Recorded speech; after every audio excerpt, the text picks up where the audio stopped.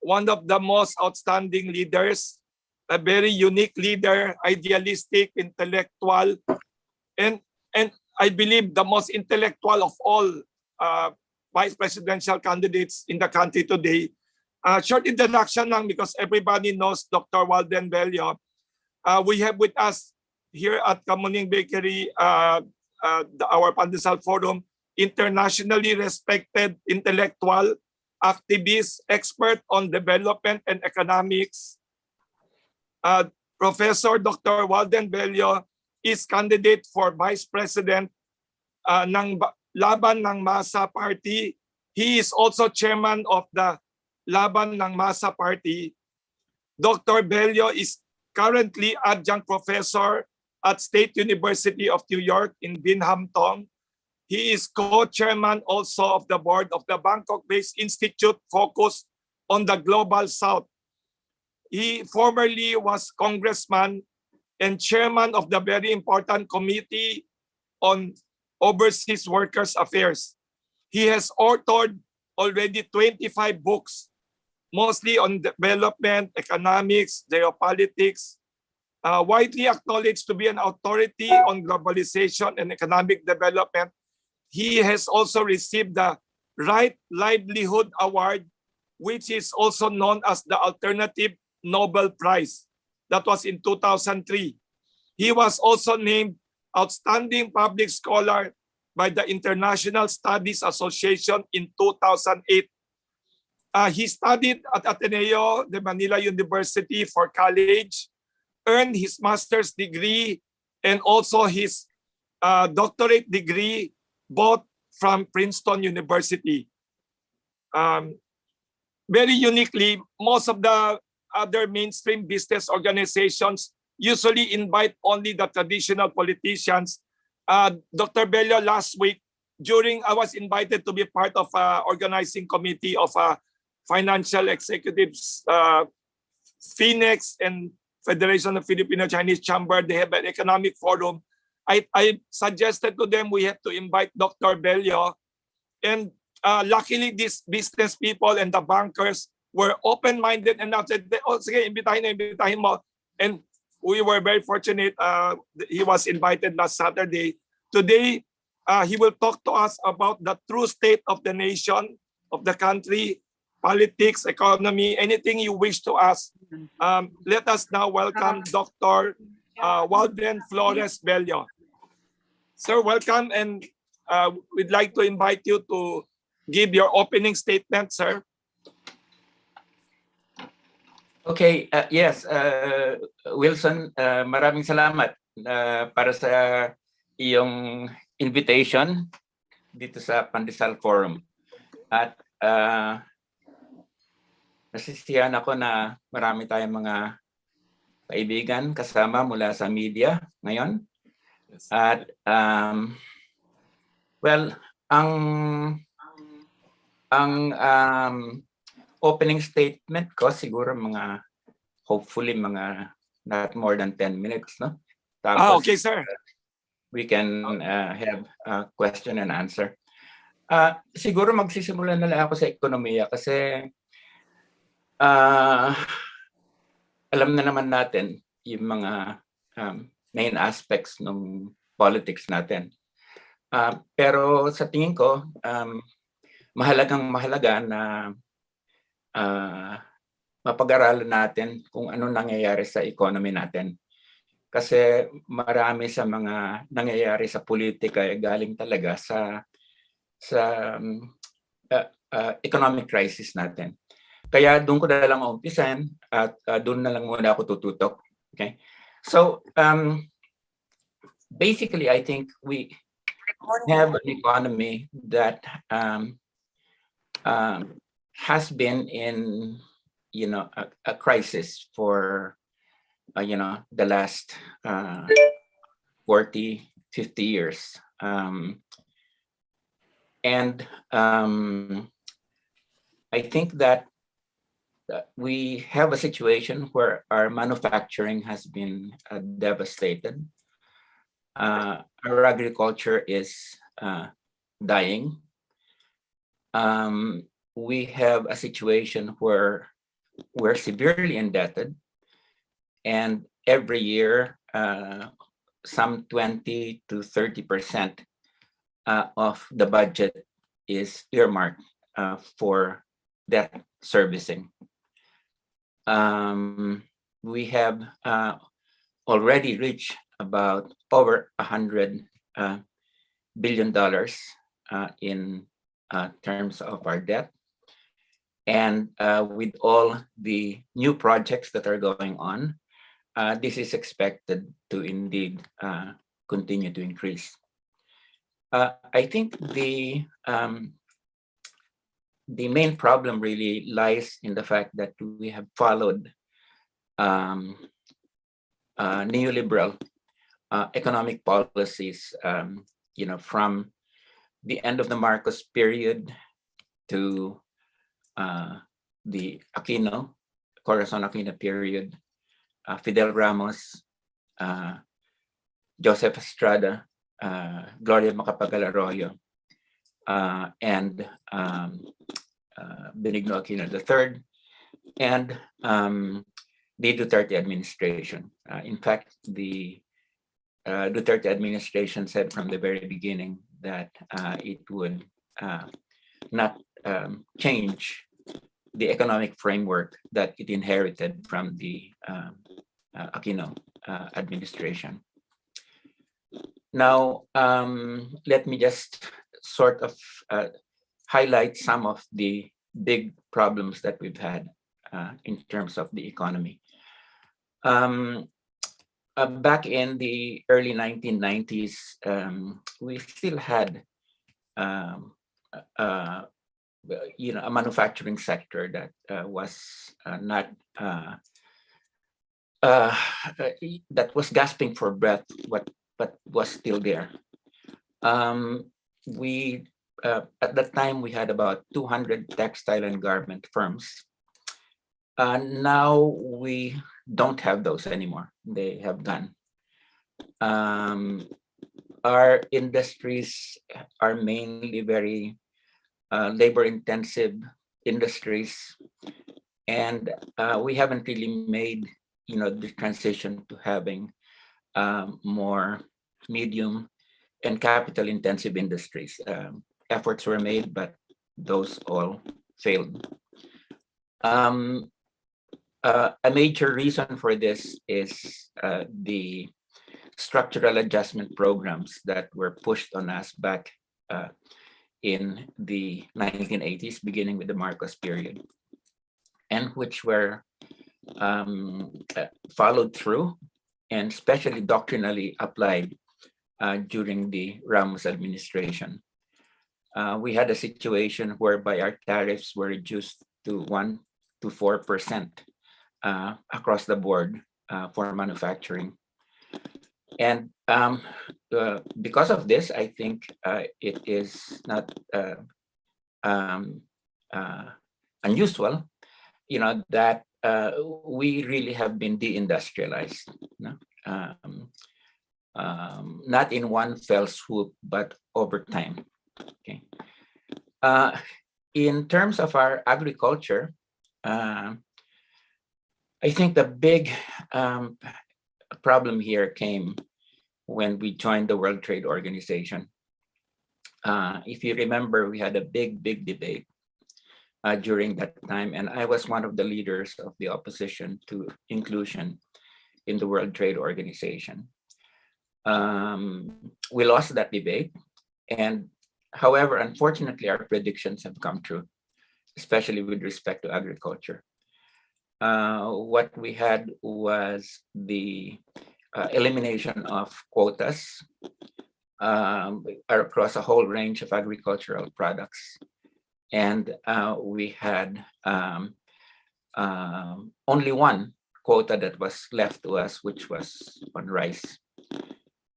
And we used to be a net agricultural exporting country until 1995, and every year since then we've become a net agricultural importing country, and it's gotten worse and worse and worse. Our trade deficit when it comes to agricultural products, I think now reaches over $7 billion. Yeah. And the as we all know, the last quota was eliminated in 2019 with the Rice Tariffication Act, again under severe pressure from the United States and the World Trade Organization. Now, the problem is that, especially when it comes to the agreement on agriculture that was set up really to benefit the big American and European agriculture, which was had a lot of tremendous supplies of commodities that they wanted to dump on developing countries. And I think everybody now admits that the agreement on agriculture was really made to benefit the US and Europe in particular. And why is this? Because the US and European agriculture is heavily subsidized. It's actually socialist agriculture because you're talking about 25 to 40% of the cost of production being assumed by the state. Without state support, US and European agriculture would go bankrupt. So these are the most heavily subsidized agricultures in the world.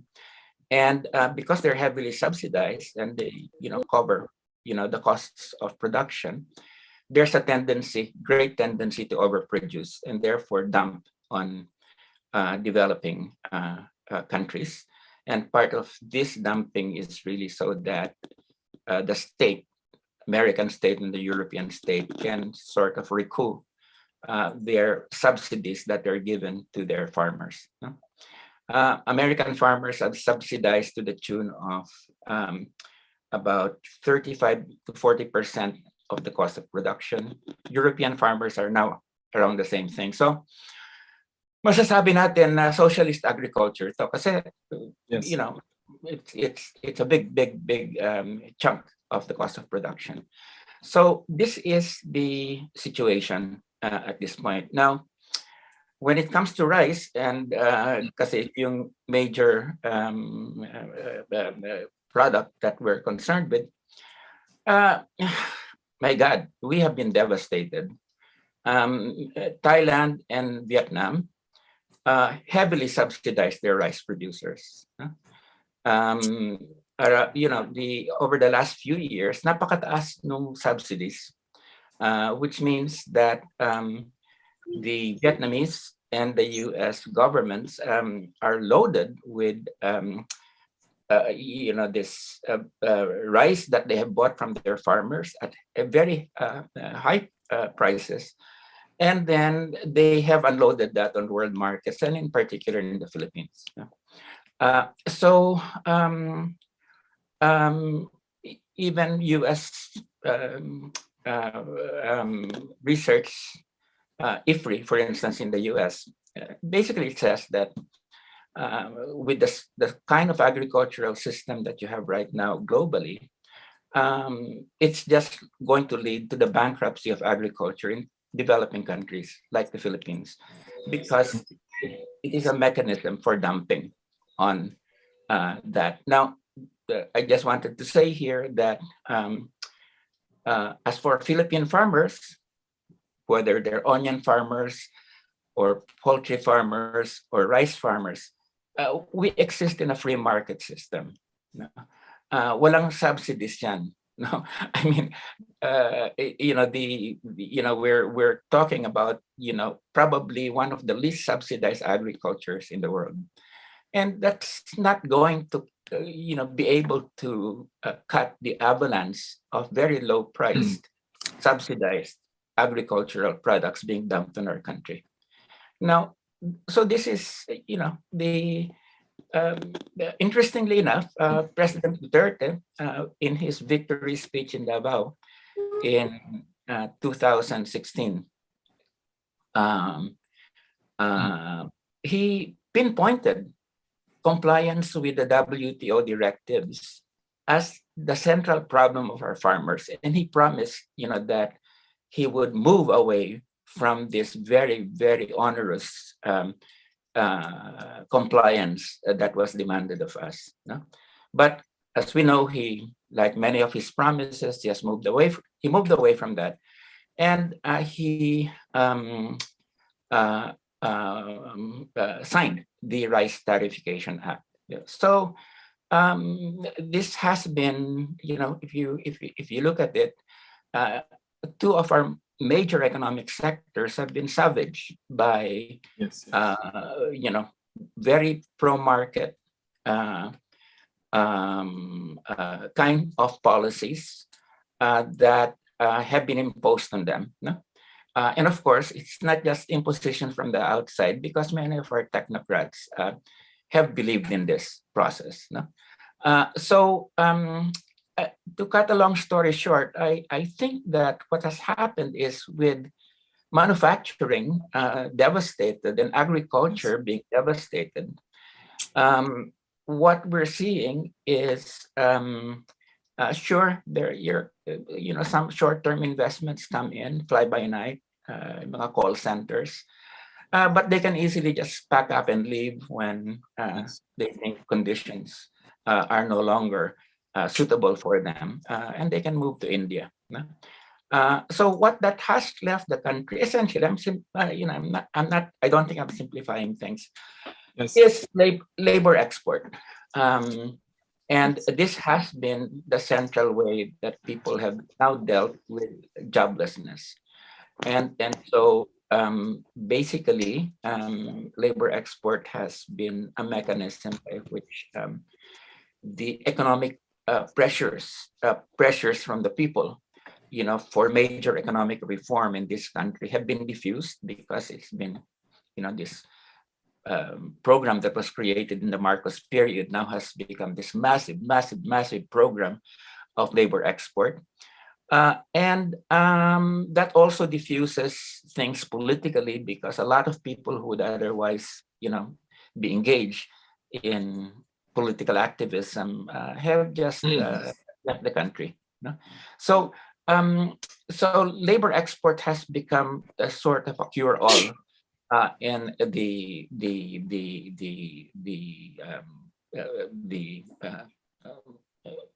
mechanism to be able to diffuse pressures, for change. And so I think that, when I was in the Committee on Overseas Workers Affairs, this is really a horrible process. When you're talking about people, especially mga domestics natin, being farmed out of the country and sent to Saudi Arabia, where a significant number of them exist under slave conditions, where rape is a major threat. I mean, labor export is no joke for especially our domestic workers and our lower class people, especially to the Middle East, where there are hardly any protections. But Saudi Arabia, if I'm not correct, still is the major destination of so many of our people at this point. When I was chair, I led a mission to Saudi Arabia, and basically we came back saying that we have to halt the sending of our women to Saudi, because we're just sending them to hell. And I don't think that is something that will be disputed by people. We are, so this is. I mean, Saudi Arabia just eliminated slavery formal slavery back in the 1960s. No? So the tendency is still to look at people in domestic service as slaves, with all the so-called privileges that come with that, including sexual privileges. So it was a great learning experience for me, because what I saw was a country that has been pushed to the limit. finding only labor export as a mechanism to be able to bring back income to the poor people in this country. And yet those people, ating mga bayani, no, were suffering tremendously under this process. So I think that these are just some of the highlights of what has really been economic distortion that has taken place. The only other thing that I would like to say here is if we look at our neighbors, Indonesia, Malaysia, Thailand, Vietnam. They adopted very pragmatic policies. No? Hindi sila, of course, yung rhetoric nila, so, okay, free markets, we will deregulate and all that. But they didn't really. They protected their markets, they protected their industries. Yung effective protection rates ng Thailand were about 52% in the 1990s, at a time that of the Philippines had gone very way down, mainly because of the push by the structural adjustment and the World Bank and the IMF. No? So they were able to, in fact, use pragmatic protectionism to be able to achieve high rates of growth and development. Of course, they have had their own contradictions, but we can understand from this why the Philippines was left behind. We, sabi ko nga, our technocrats preach free trade, and they practiced it, okay? And the technocrats of the other countries preached free trade, but they did the opposite. And that was smart. They were really smart, okay? They did not practice what they preached. Unfortunately, our technocrats, under the influence of the UP School of Economics, really went on this neoliberal free market binge, no? And so we're experiencing this situation where in the Philippines, as elsewhere in the world, neoliberal policies have led to a dead end, and countries that have followed these free market neoliberal prescriptions are all in a very dire state at this point, including the United States. Okay. If you look at China and the United States, okay, the one thing that is very clear is the United States, followed all the prescriptions, sent its industries abroad, deindustrialized, kagaya natin. All of this went to China. And as a result, you've had this, and then the economy of the US became financialized. Yes. To some extent, that has been the same thing that we have followed. And now the US is in real trouble. Its industrial core has been hollowed out because most of that has moved to China. And unless you have an industrial core, you're not going to be the center of the world economy. So the prime example of a country that has followed the IMF, World Bank, neoliberal prescriptions, the United States, is in real trouble at this point in time. And the center of gravity has moved to China. Again, if you look at China, it's followed the same sort of pragmatic policies, especially focused on industrialization, making sure they keep their industries, that the Asian tigers used to follow. So this is not exactly just a Philippine problem. It is a problem of countries that have gone into the neoliberal path. Now, I think this is important because nasabi na nga ni Wilson sa akin kanina na yung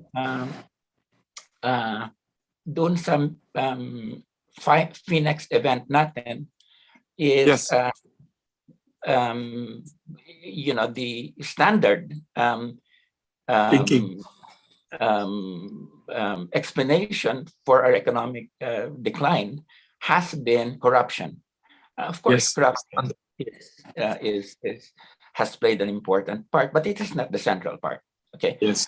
the central part has really been a set of economic policies put in place since the end of the Marcos period, the last Marcos years, and followed through until we have now arrived at a situation where this is an economy that can only satisfy the needs of its people by sending them abroad. So, and I think that is the analysis that our Laban ng Masa starts from, which is why, and I may just end here. Yes.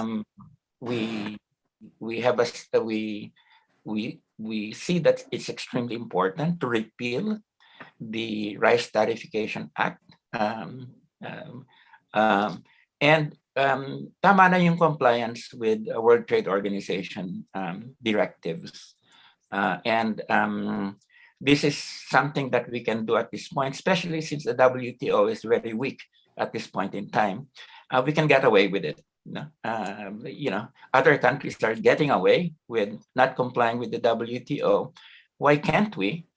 For the sake of our economic development. Of course, that's not the only thing you have to do in agriculture. You really also have to complete agrarian reform. There's still about 700,000 hectares of land that had not been distributed, and they really need to be distributed at this point in time, not only for the sake of social justice, but also in order to be able to give people purchasing power that can dynamize, the economy.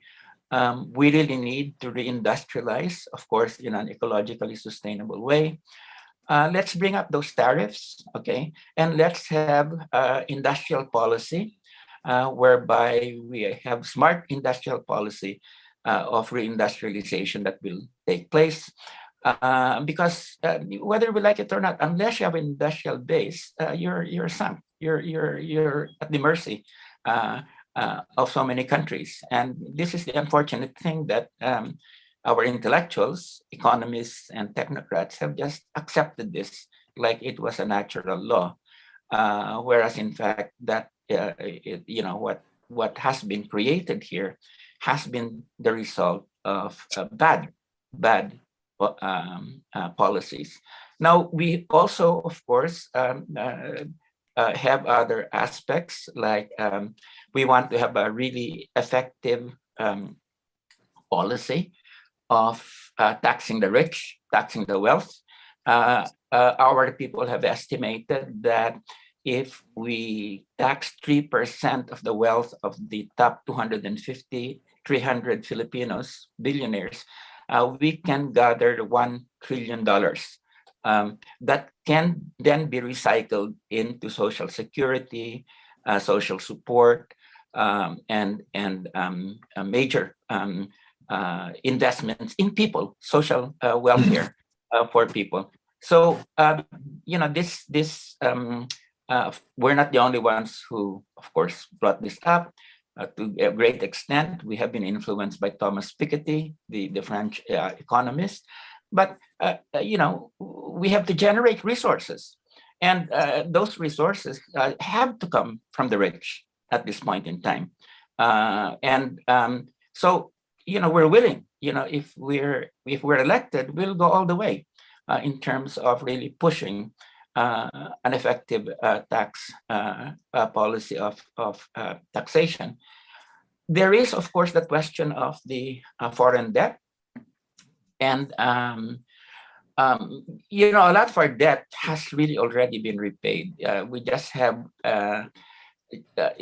odious debt, debt that keeps piling up and piling up, because of commitments in terms of interest rates and all that. I think we are saying that we should not pay debt for the next 5 years. And we eliminate all our odious debt, all those unjust debts, and we eliminate the Automatic Appropriations Act. It's crazy. If you have 25 to 30, dating 40% of your budget going to service the debt, then have very little for capital expenditures. And for a long time, that indeed has been the case. So itong cycle of debt has really to be stopped. And it's not first only the Philippines that is at that situation at this point in time. So these are just some of the highlights of the thorough economic transformation that needs to be done. At tama na yung mga kalokohan na corruption lang. It's crazy that these structural issues are just not seen or discussed. And we are making this election campaign a matter of discussion of these real structural problems being faced by our people. And I think that this can be a very educational campaign. Yes. And we can really move towards forge a new consensus around sustainable development for the country. Now, I just wanted to say that none of the other candidates offer this. Okay. Yes. It's whether you look at Pacquiao, who is guided by the economics of the Bible. Okay. Joke. Or Isko Moreno, whose idea about how you deal with the crisis in agriculture is to create sabi niya, refrigerators, that sort of thing, cold storage facilities.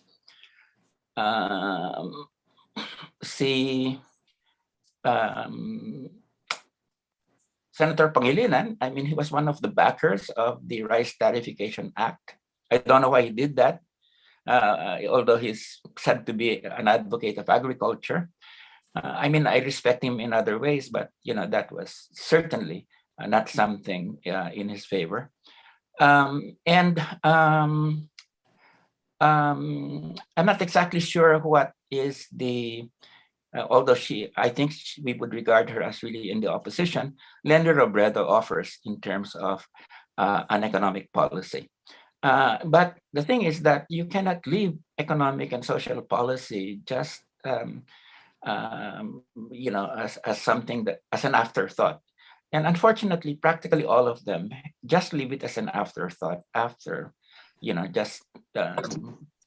the question is how do you, it's very much concentrated on winning political power and not on economic issues at all.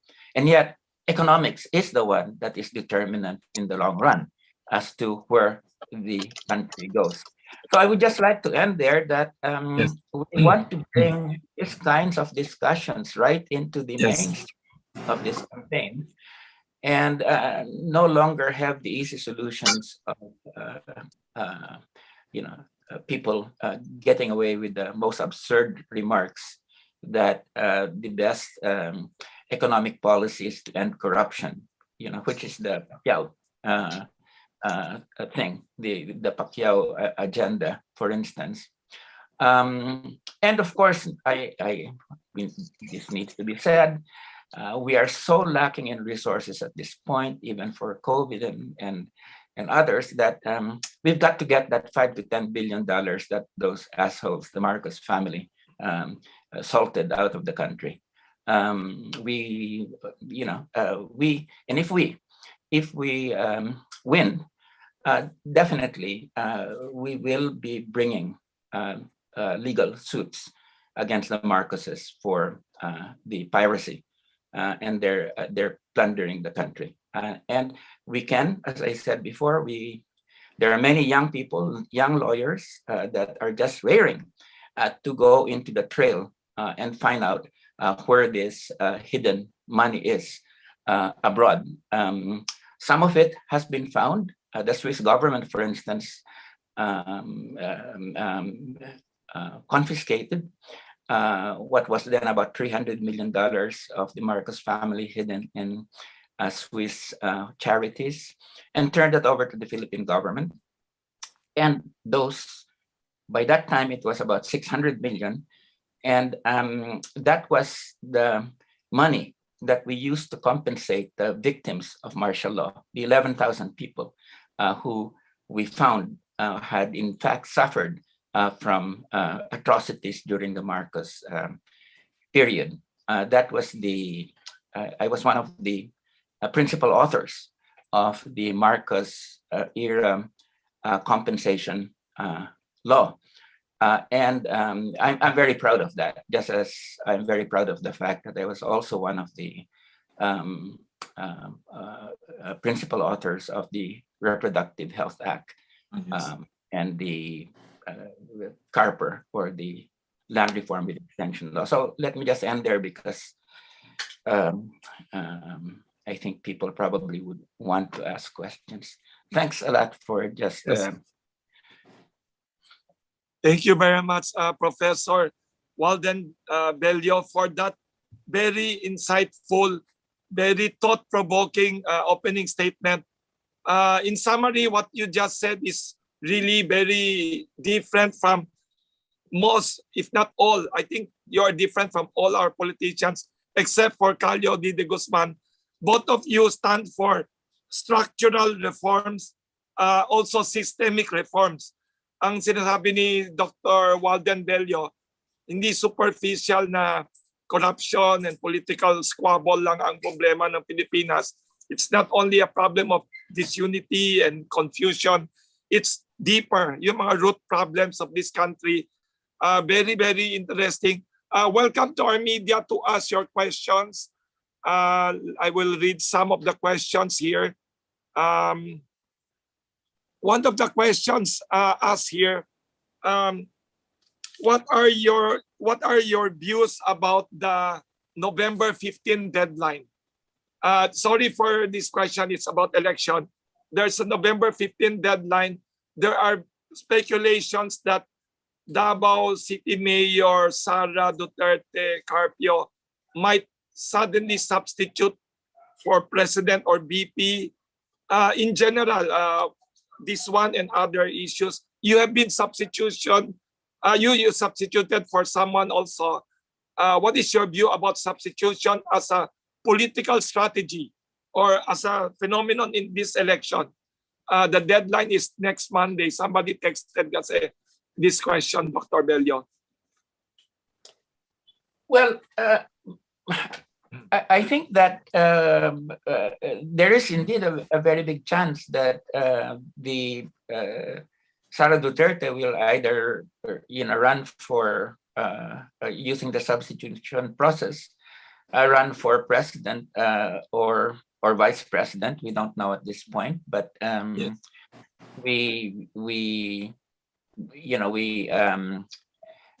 We expect that there is going to be some degree of collaboration with the Marcoses. Sabi nga ni Amy Marcos about 3 months ago, this is a direct quote. Yes. A Duterte Marcos tandem is a match made in heaven. The Marcoses control the north and the Dutertes control the south. I mean, pinaghahatian na ang bayan natin. So this is the way these guys think. Wala talaga maasahan sa mga ito. I mean, their idea is, how do you divide up the country in order that you can plunder it? No? As Duterte's cronies have plundered it with Farmally and Dennis Uy, itong new cronies that have emerged. No? So I would not be surprised if that happened. But also, I think Duterte needs somebody, probably, maybe to protect him, if in fact that person becomes the elected, because very real yung threat of judicial prosecution, both here in the Philippines and abroad. As far as we're concerned with Calio, one of the first things we'll do in this area is initiate judicial prosecution of the former president for yung EJ case. And we will cooperate with the International Criminal Court and if he's found guilty, then he gets sent to The Hague. No? And I think this is, there's so much evidence at this point, that it is a very real threat to the president. And of course, we'll work with Senator De Lima to get, to make sure that justice is done. Because Senator De Lima was put in prison mainly because she dared to investigate Mr. Duterte. Thank you, Dr. Bello. There's a comment here, a question from Ateneo de Manila University, Professor Dr. Joby Miroy. Sabi ni Professor Joby Miroy, Dr. Bello proves once again matalino ang Pilipino. He said this election cycle can be educative. What concrete steps can the media and educational institutions take to teach about the changes Dr. Walden Bello is proposing? Should all candidates be quizzed regarding economics? This is from philosophy professor Dr. Joby Miroy of Ateneo de Manila University. Thank you, Professor Miroy. I think that would be a good idea to really subject the candidates to hard questions. Yes. Ano yung trade policy? What will be your trade policy? Do you have an industrialization policy? Agriculture protection. Agriculture, yeah, and to ask very detailed questions about exactly what are the areas of the economy that they're going to focus on, where they're going to get their resources, and what is going to be the balance between the market and government. So these are hard economic issues that we cannot let people anymore get away with just the easy explanation of eliminate corruption and you will be in heaven.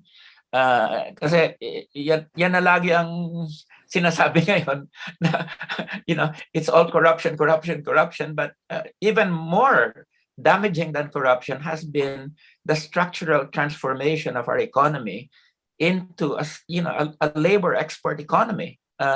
And the destruction of our agriculture and industry. And we had a cooperation between internal elites and international institutions in transforming our economy into a very fragile one at this point in time. Let me just say this, for instance, mahalaga talaga yan yung what will we do in order to meet the climate emergency. We cannot just leave that to the way it has been done by whether it was the Pinoy administration or the Duterte administration, na hindi talaga siniseryoso ito. I mean, just to give you, the top delegate to the Glasgow talks, COP26, which is supposed to try to forge a plan to save the world, is Carlos Dominguez, the finance minister. He's the one who's pro-mining. He's the one who ejected Gina Lopez. He's a guy who's a fossil fuel advocate. No? I mean, this is silly. You don't send wolves to the climate conference. Yung mga real activists natin sa climate, wala si Eb Sanyo, wala si Lidat Nakpil. Instead, you have all these idiots that are there, naka-junket lang sila. Junket in Scotland. Yeah, junket in Scotland. No, so these are very, very serious questions. As for us, ready na kami ni Calyodi. We're going to phase out all coal powered plants. And And that's good news for the environment. you Yes. know, in the space of 2 years. No, and we can do it. Yes. We can do it. We can do it. Thank you very much for that, Dr. Walden Bello. And thank you for that question, Dr. Joby Meroy of Ateneo. There's a comment and question here also from Mr. Ferdy Passion. Sabi niya, my former boss and still my boss, former Congressman Walden Bello, you are the only person in the history of Congress to resign out of principles. Sabi ni Ferdy Passion, and he appreciates your laying out the programs and socio-economic plans of laban ng masa for the Philippines. Sabi ni Mr. Ferdy Passion. Maganda what you're doing, sir. You're elevating the national discourse. By discussing all this, you are challenging the other politicians, traditional politicians, to hopefully address these questions instead of song and dance and corruption motherhood statements, sir. Sir, there's a question I want to ask you. I was reading last night to prepare for this Pandesal Forum. In Latin America, they have a so-called pink wave. Yung pink sa Latin America is different from the pink of the Philippines today. There's a so-called pink wave across Latin America. You have this year, Peru, socialist labor leader, former teacher, won against controversial politician's daughter in an election, and many others who want to reverse the neoliberal policies of the past. What do you think needs to be done in the Philippines, aside from you and Calio de winning, to change the Philippine landscape politically? Kasi we are also like Latin America, a former Spanish colony. We have a lot of things in common. We have telenovelas, we have a lot of things in common. Why don't we have a pink wave also here now? Is your movement and Calyodi being unprecedented in Philippine electoral history, the first socialist labor leader as presidential candidate, and you, great intellectual, respected, running for BP? Can you analyze what is happening in Latin America? Next year daw, Brazil, this right-wing guy, controversial guy, might lose to Lula or whoever Lula's candidate would be. What is your analysis, sir? Philippines and the pink wave of Latin America, of this socialist and nationalist wave across Latin America, sir. How will it happen in the Philippines? We will protect the farmers, the manufacturing laborers. Your analysis, sir. Well, in many ways, what is happening in Latin America is, very positive, because you have progressive organizations that have won electorally. Yes. And I believe that they have elections in Chile very soon, where another progressive candidate might win. Yes. No. Yes. So this year. The battle in the last 15 years in Latin America, has been to have mass movement-based governments, to move away from the neoliberal framework, and Yes. We might now have a second stage of that. Kasi dati it was sila Lula, sila Yes. Chavez, and Bolivia. Yes, Evo it's Morales. And now there are younger people who are coming in to extend that progressive revolution at this point in time. Okay, kasi meron rin mga faults yung mga progressives na yon. It was not like they were just good policies. They also had some bad policies, but some the mistakes. But the important thing is that is happening. All I can say here is, a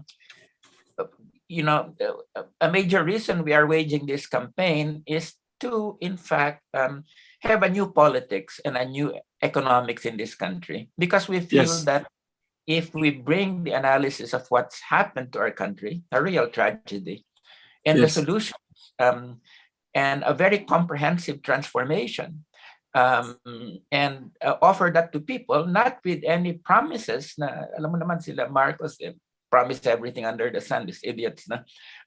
But to bring people to the fact that we have to do it collectively. The only thing we can promise is that we have a program. We will try to accomplish it. We will go all the way. And that we can be assured of. But we have to bring the people with us in this transformation. No easy solutions. Sabi nga ni Churchill, no, although hindi naman ako admire ni Churchill, but all I can offer is blood, sweat, and tears. That's practically what we can offer too. Pero mas mahusay na that alam ng mga tao kung gaanong kahirap ang process of reform, kasi talaga yung mga bilyonaryo and yung mga politiko and their whole corrupt gang are going to try to stop us. No? And we will only have the people with us. No? And alam naman natin that any effort to transform the system is not only opposed politically, they will even kill you for it. No? Kami ni Calio, they are willing to expose our lives to what's happening to be able to achieve this. No? So the important thing, I think, at this point is to give our people analysis and hope, that we can end this cycle of politicking and neoliberal despair, and really transform our economy back into a really vibrant one that is also something that is sustainable, no? Kasi hindi na tayo, we cannot just go back to past industries, yung mga polluting industries. We need to be able to be on the front lines of technology so that yung mga industries natin that are built are green industries, and that they are are geared to what we have a lot of, which is innovative labor. And I think we matatap natin yan. I mean, they're all these young people that are just waiting, no? And pag nabigyan mo naman yan ng opportunity, nabigyan mo yan ng sense na you can really help your country, but you have to be prepared that it's going to be a hard road, they will take it. They will take it. No? And the important thing is to really, at this point in time, we really have to mobilize the people for thoroughgoing reform of both our economic and political system. And that's why this campaign of ours is very important. No? Of course, we have to prevent the axis of evil, ni Duterte and ni Marcos, from staying in power. But the only way that you can do that is by offering, especially our younger people, a vision and a hope, for a really democratic, socialist transformation of the country. Pag challenge mo naman yung mga young people natin, I think they'll come. It's just a question of unlocking all that energy away from cynicism, from corruption, and putting that, or helping to put that on the right track. So I'm very confident, especially in our young people, that we're gonna make it. Thank you very much, sir. Sa agriculture, sir, maganda yung sinabi ninyo. I remember, sir, somebody telling me, even Japan, they protect their agriculture very, very much. The rice farmers in other countries. You are very correct about that. There's as a question also, you are one of the, if not, I think you're the only vice presidential candidate na Ilocano also. Am I correct? You are the only Ilocano kasi Kiko Pangilinan sa Kapampangan, Lito Atienza is Tagalog from San Andres Bukid, Manila. So you're the only Ilocano. I'm just very curious, sir, because in this election, the very famous term called the solid north has been revived. Whether you like it or not, sir, I think you Ilocanos love each other. I think, sir, I have a question for you. I researched that your father is from Ilocos Norte, your mother is from Ilocos Sur.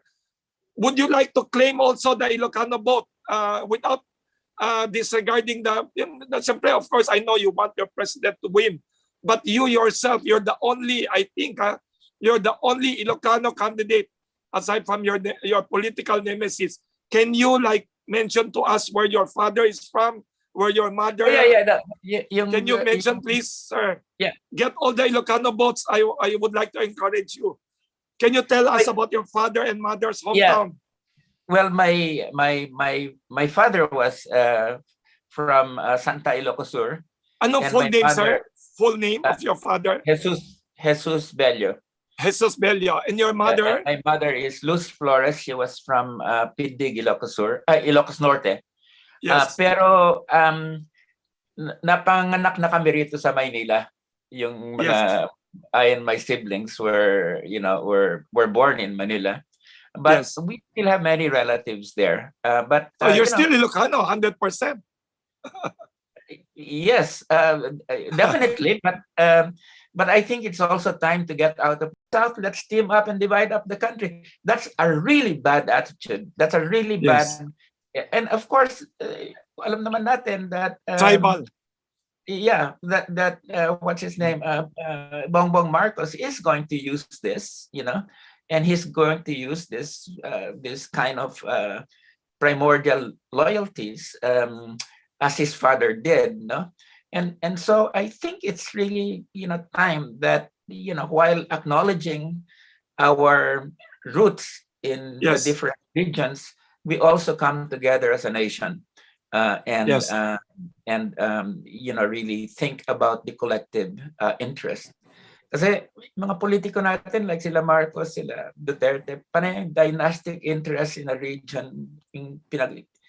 That's what they're really have. Dynastic interests that get together at a national level in order to plunder the country. That's been the history of our politics over the last 70 years. Thank you very much, sir. I would suggest you bring Calio dito in Ilocos one time for a public session or something. Yeah, of course we will. Hello. Of course we will do that. Because we might be in for some surprises because they're new. Marami ng young generation Filipinos, Ilocanos that are no longer into that blood kinship kind of thing. So we might just be surprised that while the Marcoses talk about the solid north, they may be underestimating the younger Ilocanos, who are no longer, into this kinship business, and marami kasi our politicians, this is the reason we do have so many of our politicians underestimate the maturity of the Filipino people, and they think that napakababang tingin nila sa mga Pilipino. They think that each Filipino can be bought during election day for 500 pesos. That's really the way they think about us as a people, and it's time that we show them that we are more than that, and that they should not take us for granted as just people that can be bought. And confident kami na this election will be a turning point in terms of political maturity, and that the old politics will begin to fall. And mainly because I think the younger generations will no longer stand for this kind of thing. Thank you very much. For the media who want to ask questions, don't hesitate. I could call you to ask questions. Some media are asking about the fuel cost and also increasing and everything. Maganda, sir, what you just said earlier. Very thought-provoking, progressive taxation. So you plan to have like 3% additional tax on the top 300 families. They could afford it, sir.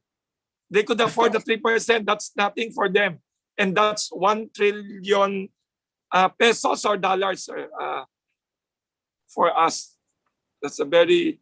Yeah, that's 1 trillion pesos will be pesos, 1 trillion pesos. Yeah, And the yes. VAT is not progressive, sir, di ba? Yung VAT No, the VAT is really a tax on on small everyone.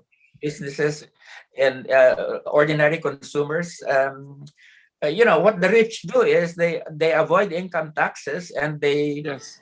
it's the middle class and the poor that have to pay through indirect Yes. taxes to consumer taxes, excise taxes. Yan talaga and of course yung mga middle class natin that along with the workers, they get taxed too. Yung income tax nila, whereas the rich can avoid paying taxes through all sorts of means. No? So our tax policy really has to be Progressive. radically reformed so that we would be able to get the resources necessary in order to be able to promote sustainable development. Yes, sir, I'd like to call out Mr. Jairo Boliedo of Doppler. He wants to ask a question. Welcome, Jairo Boliedo. Si Mr. Jairo Boliedo. Hi, He wants to ask a Wilson. question. Good morning, Jairo. Good morning, Wilson. Good morning po, Yes. Professor Walden. Professor, this is a very, very simple question lang po. I'm really wondering, some of us are wondering, sir, were you the first vice presidential aspirant to file candidacy outside of the country, sir? Would you know po? Possible, huh?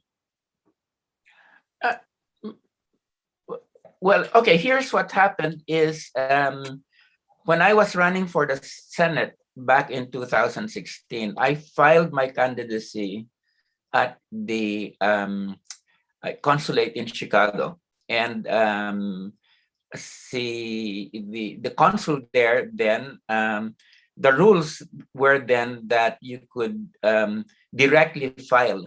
But I think they changed the rules because now you can no longer file directly at the consular offices here abroad.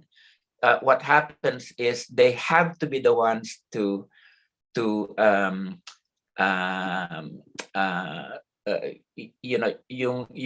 notarization has to be done to the Philippine embassy or the consulate, and then it is sent to the Philippines.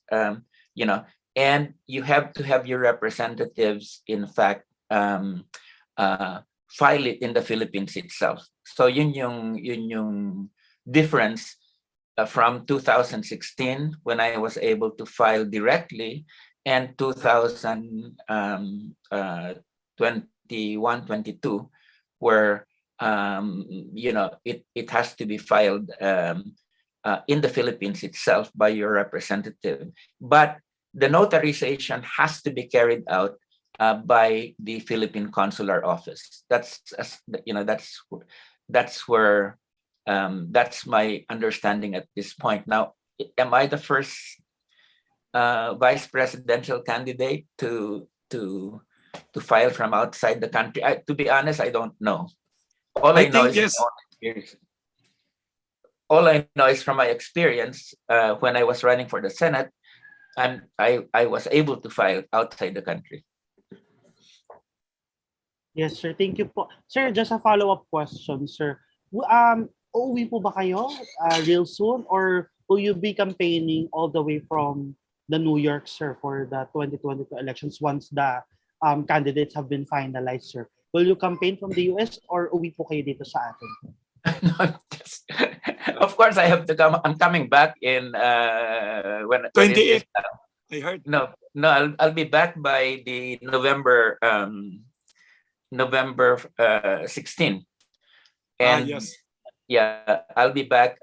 You see, because I'm just teaching for about 6 weeks dito sa US every year. And I left the Philippines in September 20. And so I'll be back there by November 16, and I'll be campaigning from there. It's just that my mind was made up to run, when I was already in the States. No? When I left the Philippines, I had no intention of running, for the vice presidency.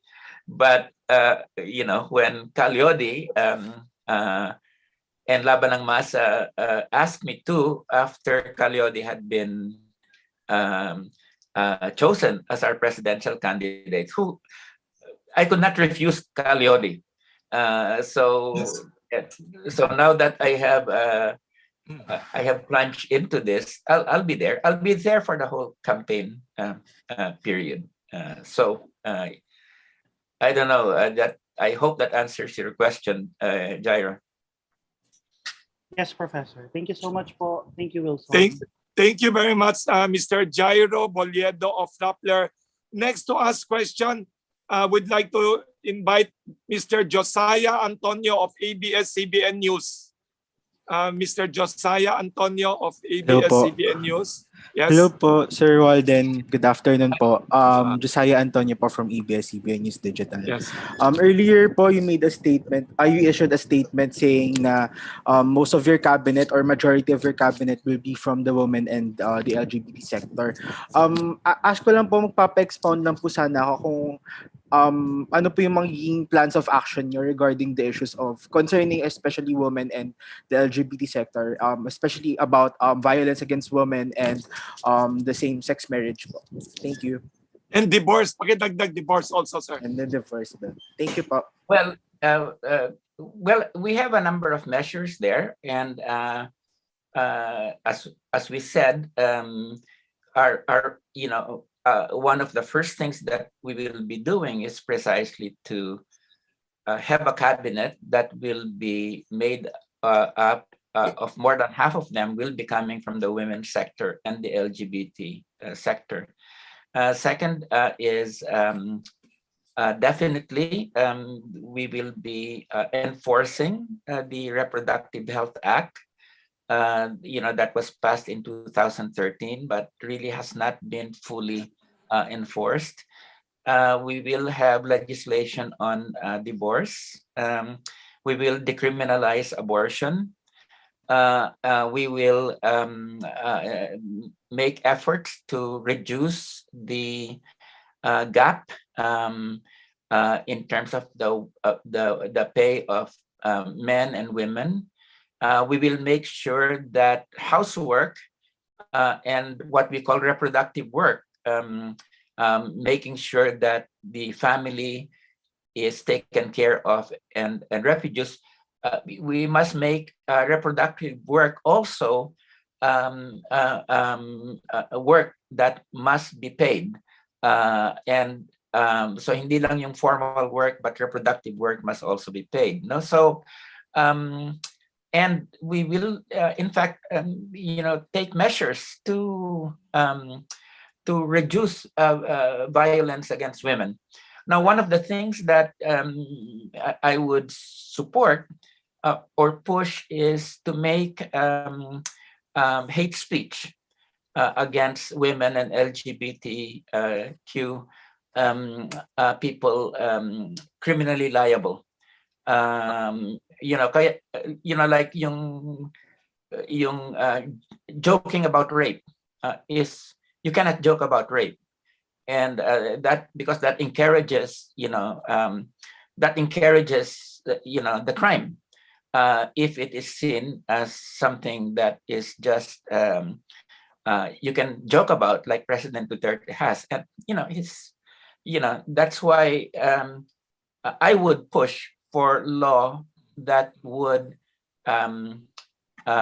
classify such talk as hate speech and therefore criminally liable because it has consequences.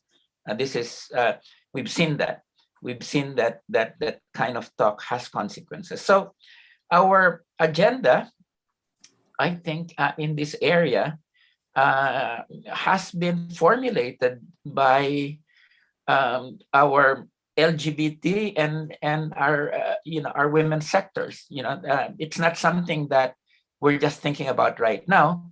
It is something that has come to the forefront in the discussions in the forging of our program. As I said, one of the things that I'm very proud of was that we were able to pass the Reproductive Health Act back in 2013, despite the opposition of the Catholic hierarchy. I just hope that the Catholic hierarchy will stop obstructing the implementation of the RH Act, because and then of course we have with divorce and with the decriminalization of abortion, we have to come to the 21st century. I mean, we can't be a country that is stuck in the 17th century. So yung cultural program namin is, yes, it's going to be controversial, but it's something that is already supported by a large sector of the population. No? Nakita naman natin dun sa Reproductive Health Act, it was just the Catholic bishops that were opposing it, and when it was passed, it was cheered by the rest of the country. No? So, pero mahalaga talaga yung area yan.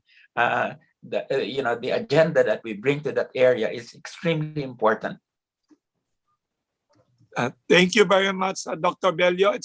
Thank you to Mr. Josiah Antonio for that question from ABS-CBN. Follow-up lang po sana. Yes, follow-up, yes. Okay. Isang follow-up lang po. Sir, kasi po for example, the SOGI Equality Bill, since 2000, nasa House pa rin po siya, and talagang, I think, paano niyo po makakonsolidate yung Congress into enacting not just yung SOGI Equality Bill, but yung mga measures po na na-mention niyo earlier?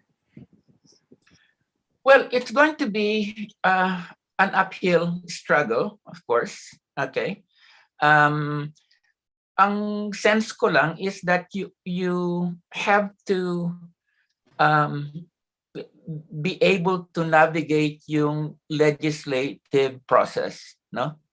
And Josiah, nakita naman namin doon sa RH, the battle over the RH Act, that if you have if you have a smart legislative strategy, whether it's on divorce, or the social equality bill, or on same-sex marriage, you have to build coalitions, no? And ang sense ko is, at least in my case, I have been part of coalition building. That was, and this was an uphill struggle, but we were able to do it with the leadership of people like Congressman Lagman and others. No, yung alliance that we were able to forge and bring the majority of Congress to support, that was the product of years of legislative coalition building. And that's what I think is going to be very important. But beyond that, napakahalaga na dadalhin namin yung voice ng mga tao that we need to mobilize people. We need to mobilize the different sectors, the women's sector, the LGBT sector, around these measures, no? Kasi mahalaga yan na hindi lang legislative process yan eh. Just like with other things, like with the land reform with extension law, you had to mobilize farmers, to knock on the doors of Congress or the Senate. No? So, yan yung ang sense ko is that if we win the support and imagination of the people or the different sectors, we can do it. No, it's not going to be easy, but I think nothing is ever easy. But kailangan na itong cultural transformation natin in these areas, and we should no longer be held hostages by backward forces of darkness. Thank you po, sir. Thank you po. Thank you for that question from Mr. Josiah Antonio. Next, we have a question, Dr. Bello, from Mike Navalio of ABS-CBN, also ABS-CBN News. Can we invite you, Mike, to ask your question? Mike Navalio. Hi, Professor. Welcome. Hi, Sir Wilson. Thank you. Yes. Professor Bello, may we ask how you intend to operationalize the wealth tax? What exactly are the parameters? For example, how much is the percentage of what? Is it the income? Is it the entire liability, entire assets of a certain individual? How do you intend to go about that? Well, I think what we want to do is precisely to both combine assets as well as income in terms of the estimation of how much an individual is really worth. No, so our sense is because you cannot just divorce those two. No, of course we have an income tax at this point in time, and when it comes to the wealth tax, that's really broken up into property taxes and all of that. No, so what we really need to do is we need a methodology of really estimating the aggregate wealth of an individual or a family, and then also for having very solid estimates of income. Just the methodology itself, I think, Mike, is going to be a challenge, no? As you know, kasi ang dami mga loopholes, no? At this point in time that allow people to sort of diffuse their wealth, no, and their income, no. So what we really need to do is to plug all those loopholes so that we have a good estimate of both aggregate wealth and income. Sir, I asked because, as you mentioned, we are still in the process of recovering $5 billion to $10 billion that supposedly the Marcoses got from our public coffers. How will we enforce that when we apply that to, I say, 200, 300 Filipinos? That's quite a huge number of Filipinos to go after if you really want to tax the wealthiest. Yes. No, it is. I think, Mike, you're right. It's there will be resistance to it, definitely. But I think we do have income. What they're going to also, raise during the meeting. But at the very least, I think. Hello. Okay. Okay. I think though that there are tax specialists and economists, no, that would be quite happy to help us in terms of tightening these methodologies, no, because we are entering a new dimension over here. When you start talking about a 3% of income and wealth, no. So but we are confident that there is the expertise, and that with the appropriate politics or political guidance, we can arrive at a satisfactory methodology for doing this. No, marami sa mga economists natin are at this point are engaged in looking at wealth and income indices, no, and I think we will be really needing their support in terms of refining itong methodology of estimating wealth and income. All right, thank you, Professor. Thank you, thank you very much, Mike Navalio of ABS-CBN. We have a question next from Ferdy Passion, radio host. Radio DWAD 109 KHC AM. Yes. Question from Mr. Ferdy Passion. Thank you very much, Ka Wilson. And Yes, Ferdy, yes, welcome. Ka Walden, tanong lang po namin on the part of our radio program, kung ano po ang gagawin ninyo sa ating pinatay na National Steel Corporation na dati po kumikita ng malaki para sa ating gobyerno. So hindi po totoong incompetent ang ating gobyerno. At considering na ang kuryente nito ay nanggagaling sa Agus Pulangi at saka sa Maria Cristina Falls, kaya very competitive siya. Nag-e-export tayo ng steel products nung araw, very competitive. Pero deliberately pinatay nila. At ngayon, ang balak daw ng gobyerno ay magtayo ng steel corporation na pagmay-ari ng dayuhan. So ang income ay mapupunta sa dayuhan imbis na sa Filipino people dahil yung iron at saka yung chromite nanggagaling po dito sa Pilipinas. Will you revive the National Steel Corporation? And if yes, will you have it owned by the government? Well, definitely, I think that a big lack of our country has been a core of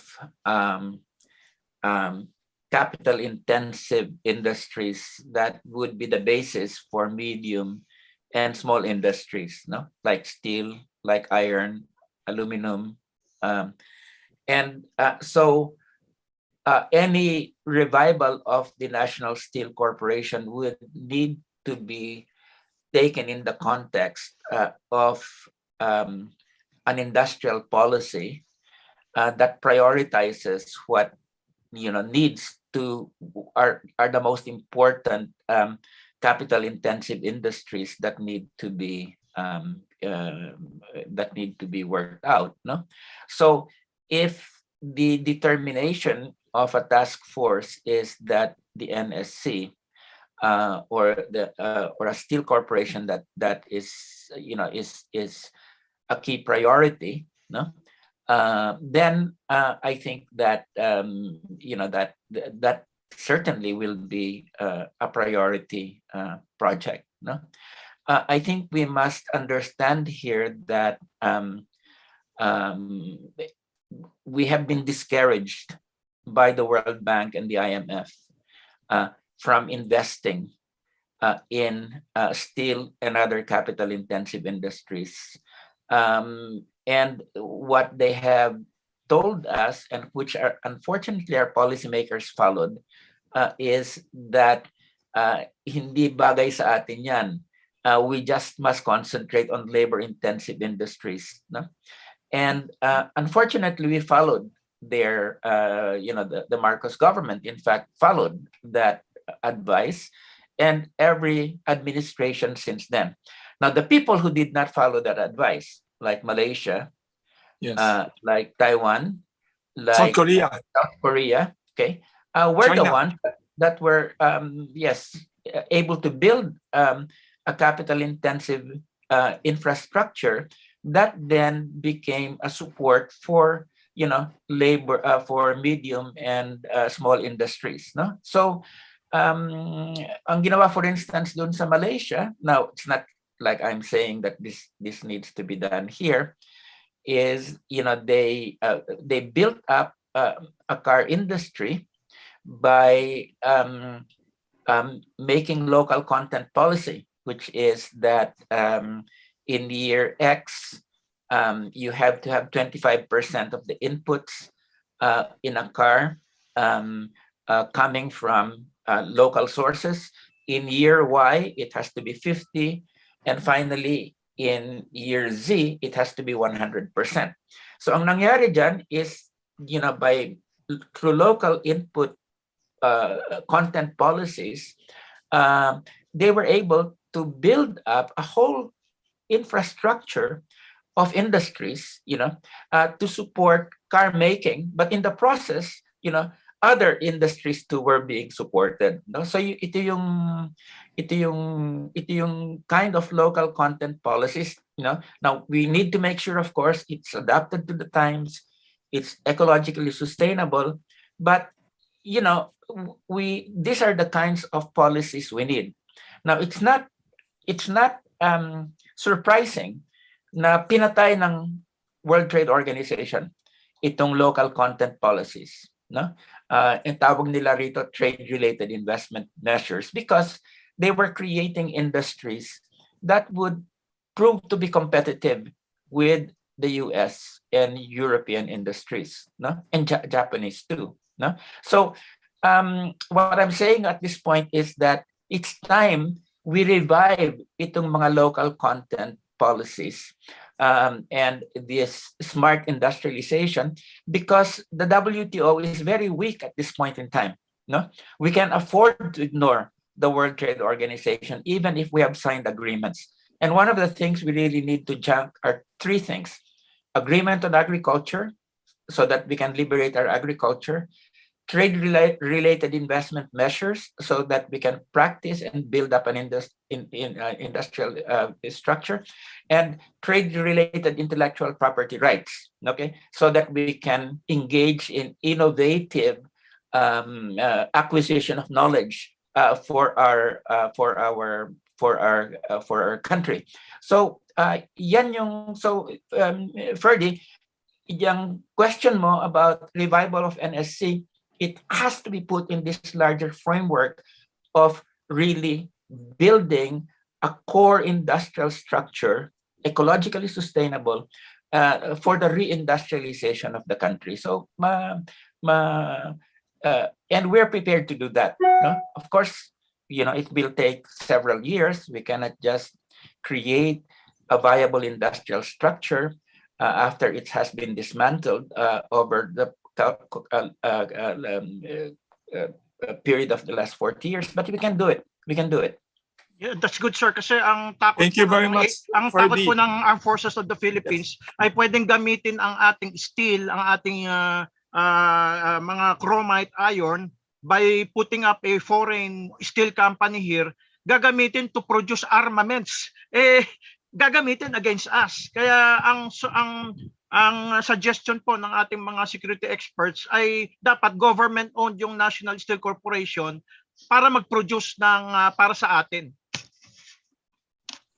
Well, mahalaga talaga na we have ownership requirements, no? That as you know, the bank, the IMF, the WTO have had this concerted effort to destroy yung provisions ng Constitution that limit foreign ownership. I think it would be a disaster if we were to allow that to happen. No? So unless we have strict local ownership requirements, I think our industry can easily go into foreign hands. No? So ito yung malaking problema. Thank you very much for the passion for that question. We have time maybe for one more question. Sorry for all the time kasi we have a question from Miss Carrie Taran. Sabi ni Miss Princess Demenso, we have a question from Miss Carrie Taran. Would Miss Carrie Taran want to read it or I could read it for you? Miss Carrie Taran, since we're out of time, I could read it for you na lang. Dr. Bello, ang tanong ni Miss Carrie Taran, ayun, Miss Carrie Taran is here ba? Wala. I will read it na lang. It's, sabi ni Miss Carrie Taran, it's about, Dr. Walden Bello, to stem the export of labor, particularly women's labor, how do we create employment opportunities here at home, employment that provides decent wages and security, especially for our women? From Miss Carrie Taran, this was messaged by Miss Princess Demenso.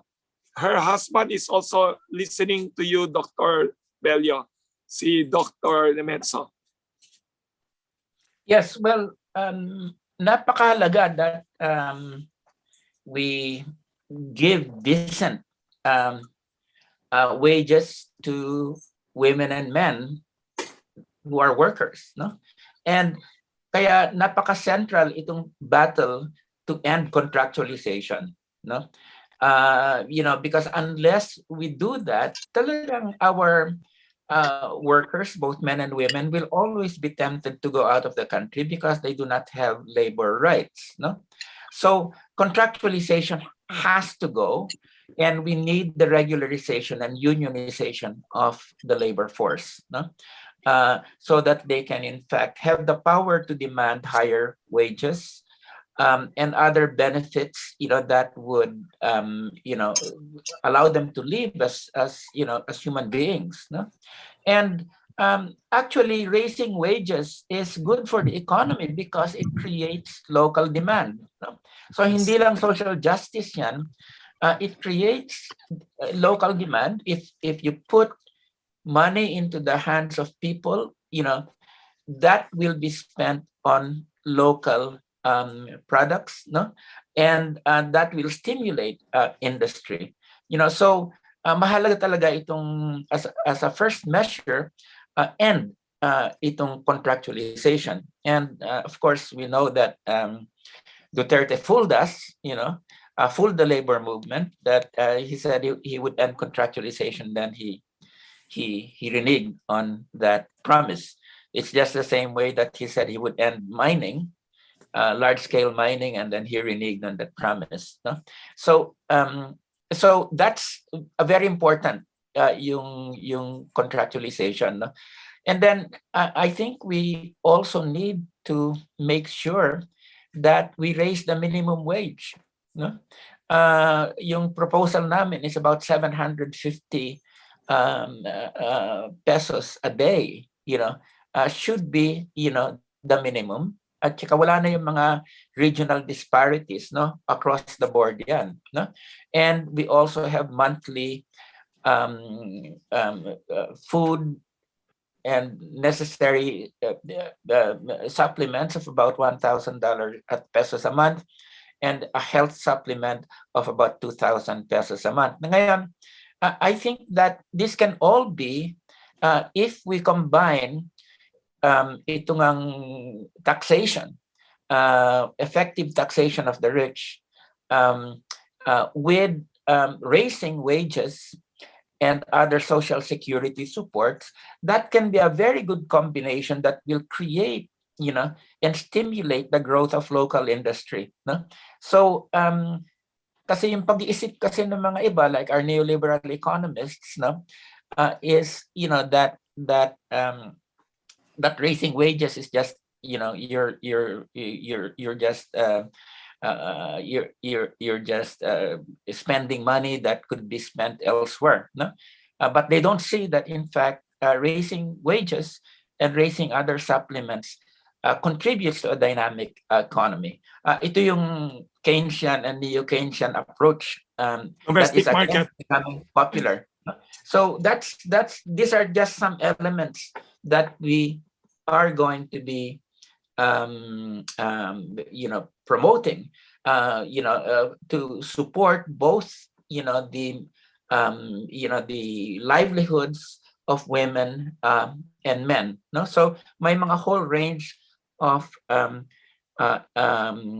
proposals that we have that address, in fact, this raising living standards, at the same time that we dynamize the economy. So we really need to get out of this kind of neoliberal framework of really, you just keep on cutting wages, cutting benefits, and keeping people down below because you are now want to attract investors. No, that is precisely the kind of economics that is now discredited. No, what you really need is a people-oriented economics at this point that sees raising living standards as, in fact, the key to an even more dynamic economy. So that's itong framework shift. That's what we really need to do at this point. And if we have that framework shift,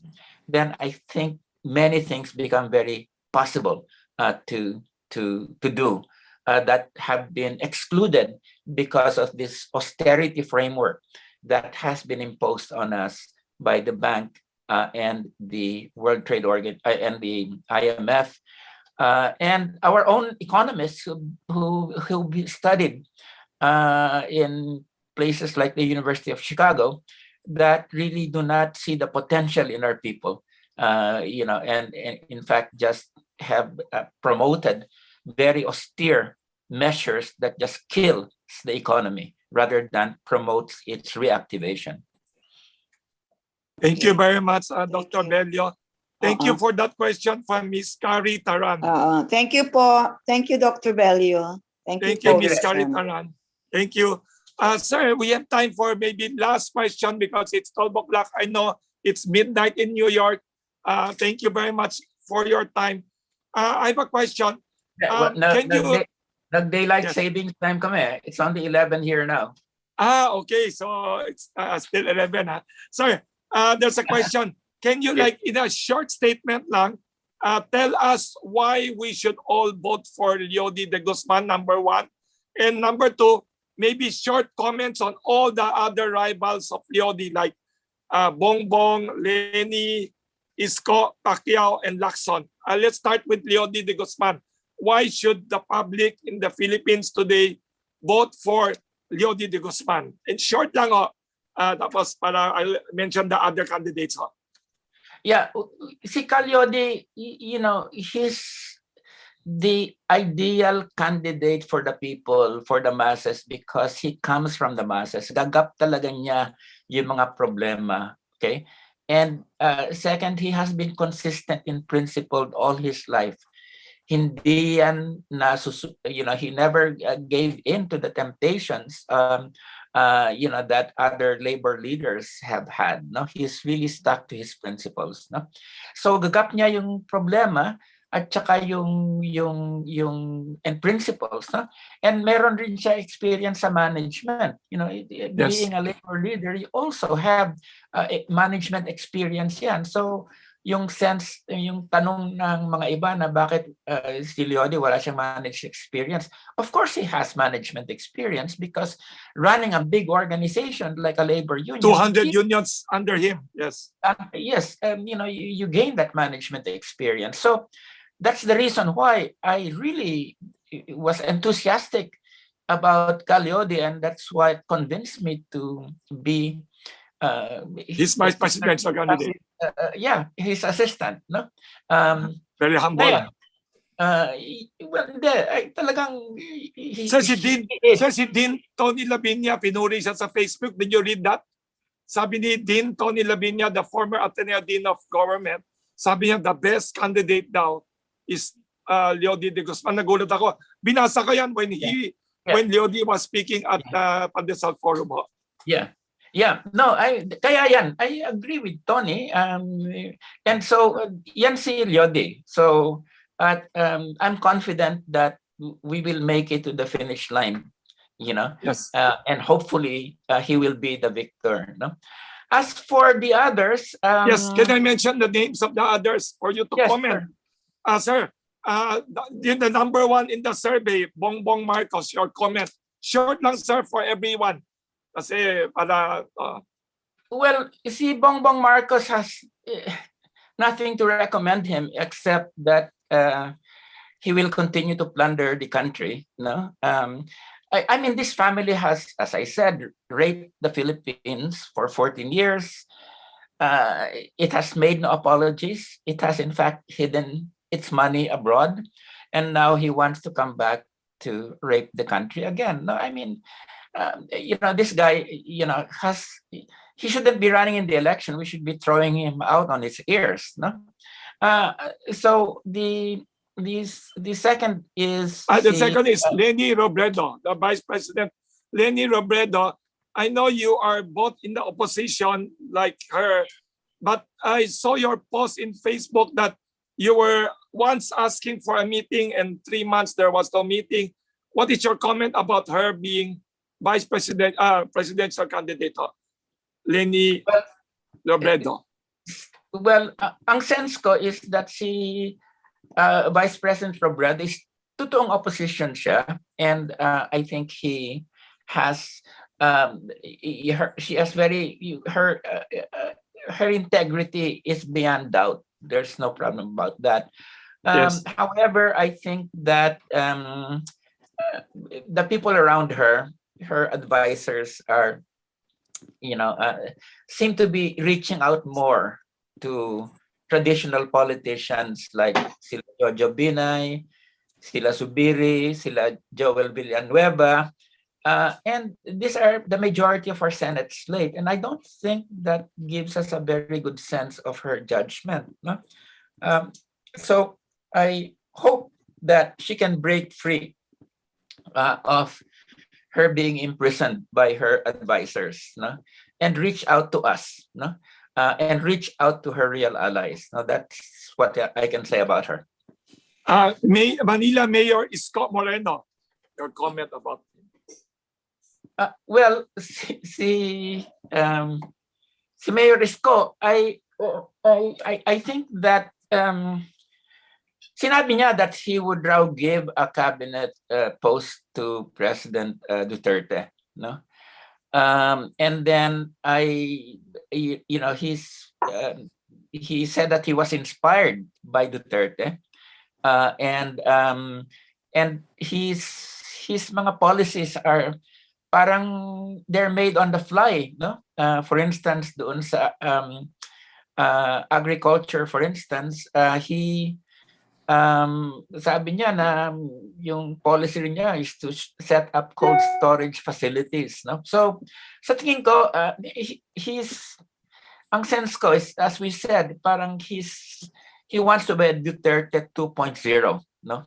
That, and I really don't, and he doesn't really have a policy agenda. He's just like the others, out to get himself elected. And I just heard that he vetoed bike lanes, which are very important environmentally for Manila, no? Or he opposed them, no? So my sense is Isko puts his candidacy first before thinking about what are the policies that really need to be done. I mean, hindi ka maaring yung economic policy mo is 1 hour before you go to Pandesal Forum, no? I mean, you have to come to Pandesal Forum already with months and years of thought out policies. And I don't think Isko fits that. Thank you. Senator Ping Lacson, presidential candidate. Your comment. Well, si Ping Lacson was an ally of President Duterte for the last 4.5 years. Siya nga yung naging principal sponsor ng anti-terror bill sa Senate, no? And we all know itong anti-terror bill was a very repressive bill. And then when he began running, sabi niya na neutral raw ni Senator Soto. And then, then he began to say that he was really opposition. So, people like this, Soto, Lacson, Gordon, that, work closely with Duterte for 4 years. And when election time comes around, they start, saying that they're opposition. You can trust these guys. I mean, these are traditional politicians of the worst sort. Senator Manny Pacquiao, running for president. He was your co-chairman of the overseas workers, so you might know him. How is he as a presidential candidate? Well, Manny Pacquiao, there's no doubt about the fact that he is a great boxer and that he's one of the top boxers of all time, no? But his political performance is something else, no? Unang-una, I was chair of the House of Committee on Overseas Workers Affairs for 5 years. And si Manny Pacquiao was my vice chair, and he only attended one meeting, no? One meeting in 5 years. Yes, and when he was in that meeting, I had to be the one to instruct him on what to do kasi absentee siya lagi. hindi lang sa committee kundi sa House. So Wow. how can you elect somebody that whose main political record is not being present? No? So it would be a disaster if we were to give the presidency to Manny Pacquiao. The other thing is he's too tied up with biblical yung politics niya is too Bible based, no? And alam naman natin, noong 2016 there was a controversy involving LGBTQ rights. And nag-post si Manny na yung sa Leviticus that ang kailangan raw mangyari sa mga people who are gay is to put them to death. No? He was quoting from Leviticus. No? Ngayon, tinanggal rin yan after there were a lot of protests. But I think he has very dangerous ideas. And he also is a firm advocate of the death penalty. No? So, and in fact, he was the main person sa Senate who was pushing the death penalty. So, I think a Manny Pacquiao presidency would, like a Bongbong Marcos presidency and presidency of Lacson and Moreno, these are presidencies that would not do the country any good at this point in time. Thank you very much for your analysis. You are really a very outstanding professor. This has been like a crash course on geopolitics, economics, development, policies, plus the realities of true Philippine politics. You're really a great professor, sir. We are very fortunate and privileged to not only have you here, but to have you as a vice presidential candidate. Alam mo, you remind me of all these great leaders that we need that did not run for president. Luckily, somehow Leo de Guzman had the charisma and the convincing power to convince you to join him in your historic campaign. Once again, can we invite you, sir, to give your closing statement? Kasi sorry, it's lunchtime here in Manila and I know it's almost midnight in New York. Can we invite you to give your closing statement and summarize your advocacy and your vice presidential campaign? Sure. Sir, when you come, I'll invite you to a physical, pero may social distancing, don't worry, sir. We invite the media for a pandesal and coffee. A lot of people admire you and your presence alone, sir, in this election will help elevate the discussion and challenge all the candidates to be more intellectual or more, at least hindi binobobo ba, not dumbing down the electorate. Thank you, sir. Can you give us your closing statement, sir? Dr. Walden Flores Bello. Yes, Wilson, maraming salamat for inviting me to this very stimulating discussion. Yes, sir. I just have several points to make in conclusion. Yes, sir. As I said, we were confronted with a very big challenge during the coming election, which is the effort of what I call the Marcos Duterte axis of evil to perpetuate themselves, and the Marcoses to come back to rape the country again. No, and I think that is something that we must prevent at all costs. No, but the only way to prevent that is by presenting our people with a well-grounded economic, social, and political alternative na hindi sila binobola, na grounded in hard facts and hard analysis, and that does not promise everything under the sun, but in fact tells people that this is going to be a hard program, and if you really want it to take place, you've got to be part of the solution. You've got to be part of the implementation. No? So hindi kami politiko ni Kaliodi, and I think that will come true. Kasi we're not out to please the people. we're out to challenge them, whereas the other politicians are going to be trying to please the people. So my contrast yan during the elections, and you'll see that. Yung third is, marami mga naglalabas dito sa social media at iba pa na konraw na si Lodi and Walden are dividing the opposition, no? It's one of these things that that basically we're now stealing votes from Lenny Robredo, and I think that's it's a silly argument because they cannot make us an excuse. If they're not, it's up to them to wage a good campaign. Okay. And if they wage a good campaign, they'll be able to win. No, but to make us the excuse that kami raw ang nagdi-divide ng opposition, I think that's silly. No?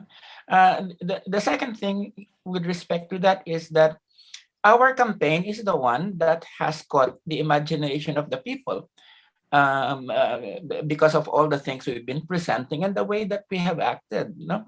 So if we're doing that, don't blame us if the dynamism is on our side rather than the dynamism is on the other side. So, we just wanted to make that very clear at this point in time. I mean, we have good relations with with a number of people with Lenny, but I think they should stop this crazy notion that we are dividing the opposition. In fact, competition within the opposition is good because it makes the different people in the opposition better if they are challenged, And finally, I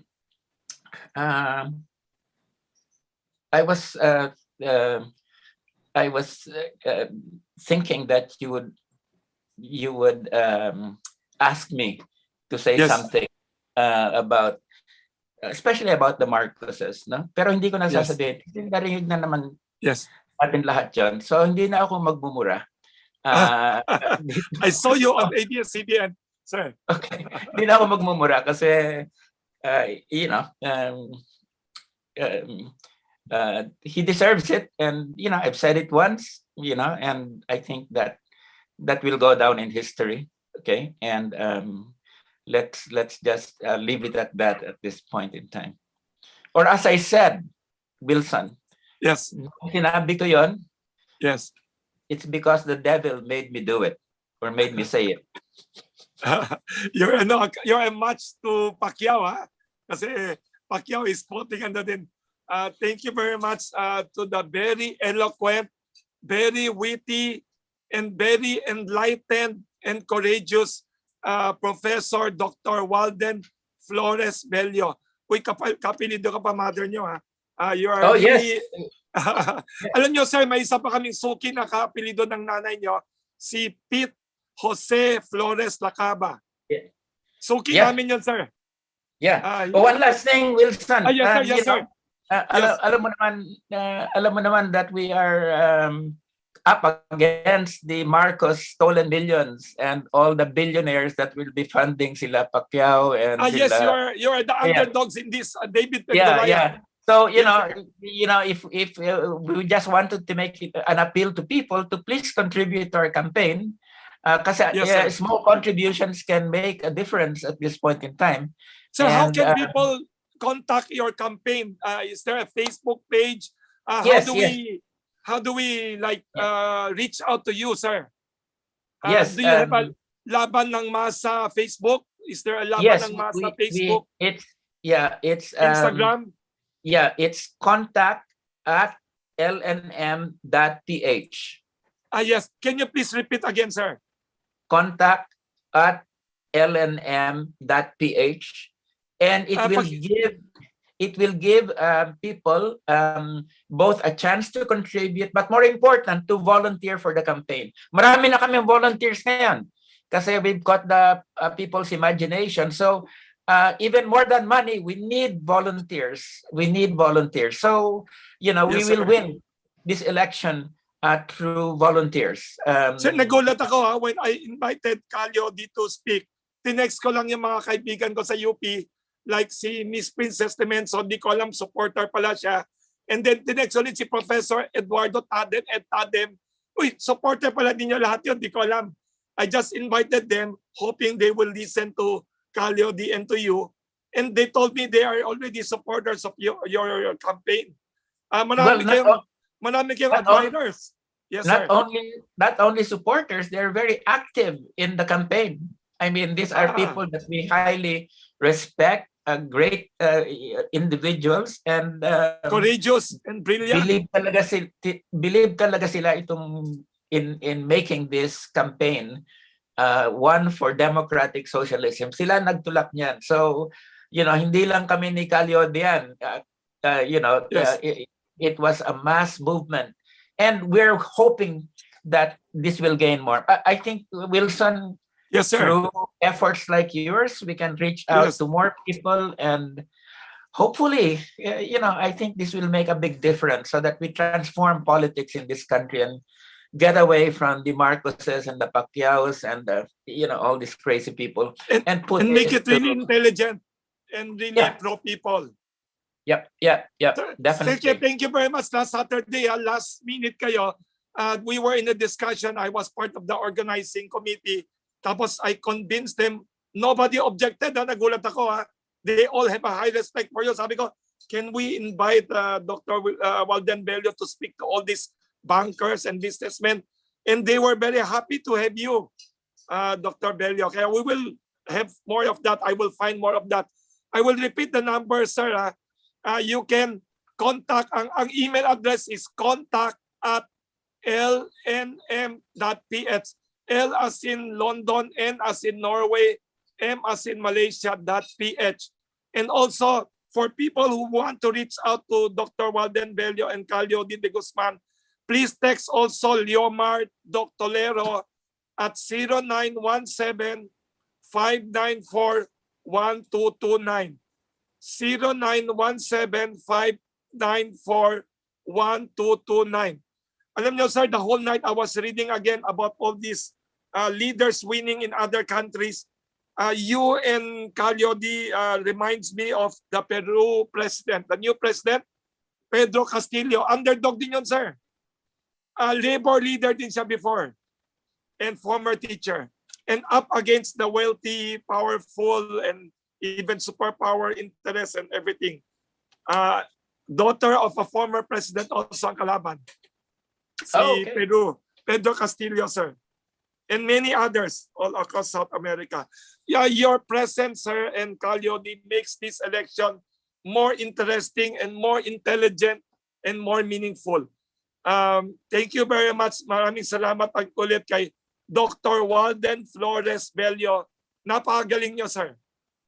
Thank you for joining the election, and thank you for speaking at Pandesal Forum of Kamuning Bakery Cafe. Si Miss Princess Temenso is here. She is very supportive of you.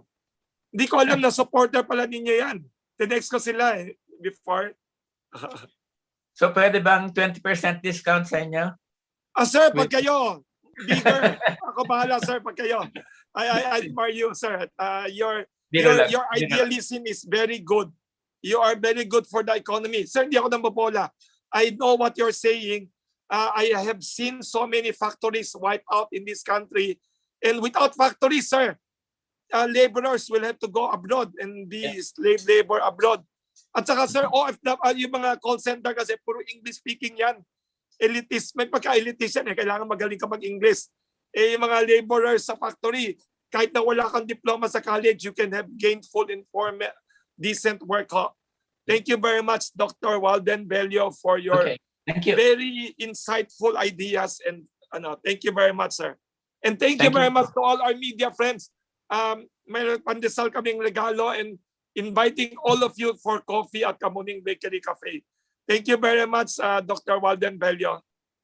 See you in Manila, sir. Okay, I will in a few